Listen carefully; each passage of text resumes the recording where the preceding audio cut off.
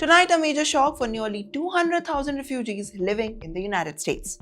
The Trump administration has decided to review every single refugee who entered in America during the Biden year. Yes, every one of this, until this huge recheck is done, all green card approvals of the refugees are frozen. This is one of the biggest immigration reversals we have ever seen in the past years, and the confusion is already spreading. So, what is exactly happening? Let me explain. A memo shared with multiple news organizations lays out the plan.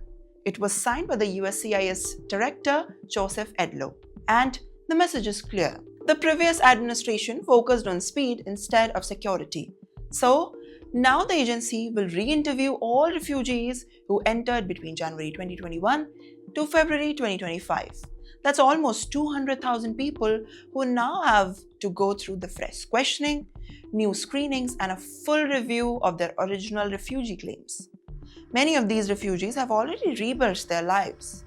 Some came from Congo, Syria, Afghanistan, even Venezuela.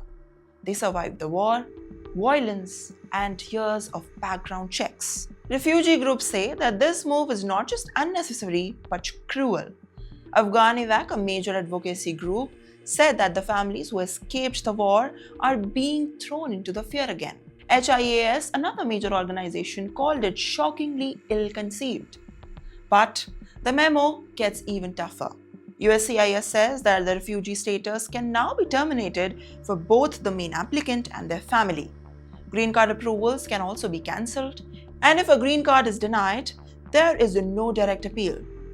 The only option is to fight it out the immigration court. Even earlier waivers and security checks can be reopened, and the freeze of the green cards stay until the agency issues another order. So what's happened next?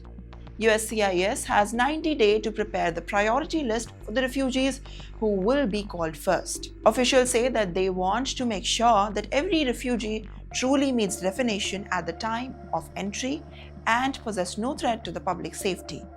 But the rights group say a different story altogether. They say this is going to re-traumatize the people who have wasted the massive government resources. Well, the pressure is building, lawsuits are already being approved, and thousands of families are also waiting nervously. This is a necessary security step or an unfair targeting of the people who already survived so much? Tell me what you think in the comments.